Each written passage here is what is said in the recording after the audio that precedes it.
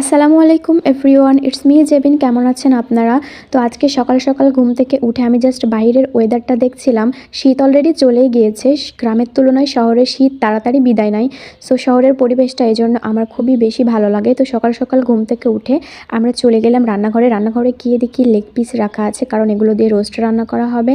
বাসায় অনেক মেহমান আসবে, তাই সবার জন্য রান্নার আয়োজন করা হচ্ছে।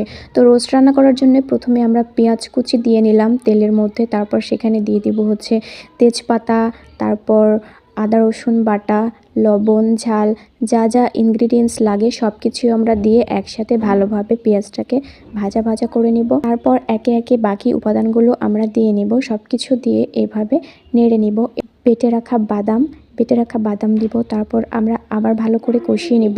রোস্ট খেতে মূলত সবাই পছন্দ করে। আমার খাবারের মধ্যে সবথেকে ফেভারিট একটা ডিশ হচ্ছে মুরগির রোস্ট। তো তারপর আমরা লেগ পিসগুলো এভাবে ভেজে নিয়েছিলাম তেলে। তো সব কিছু মশলা ভালোভাবে কষিয়ে নেওয়ার পর আমরা এখানে গুঁড়া দুধ অ্যাড করে দিলাম। কাঁচা দুধের থেকে গুঁড়া দুধ খাবারের স্বাদ অনেক গুণ বাড়িয়ে দেয়।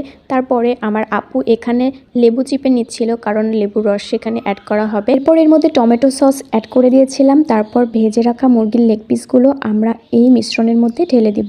সব মিশ্রণ ঢেলে দেওয়ার পর একসাথে ভালো করে নাড়িয়ে নিব। যেহেতু আমরা অনেক লোক ছিলাম, তাই লেগ পিসের সংখ্যা অনেক বেশি ছিল। তো আমরা ভালোভাবে এটা একটু কিছুক্ষণ দমে রান্না করে নিব। কড়াই ছোট হওয়ার জন্য আমাদের রান্না করতে অনেক সমস্যা হচ্ছিল, তাই আমরা বড় একটা ডিশে মুরগির রোস্টগুলো ঢেলে নিলাম। এখন আমরা এখানেই রান্না করব। আসলে জায়গা বা স্পেস অল্প থাকলে এটা ভালোভাবে সিদ্ধ হতে চায় না, তাই আমরা বড় কড়াই ঢেলে নিলাম।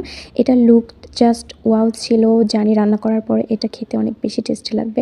তো তার সাথে আমরা কিছু কাঁচা দুধও অ্যাড করে দিলাম। কাঁচা দুধ বা এখানে ঠেটিয়ে রাখা টক দইও অ্যাড করে দিতে পারেন, যেটাই হোক। তো ফাইনাল লুকটা জাস্ট দেখার মতো ছিল রান্না করার পর। এই যে দেখুন ফাইনাল লুক। আমরা সবাই মিলে এটি অনেক অনেক এনজয় করেছি।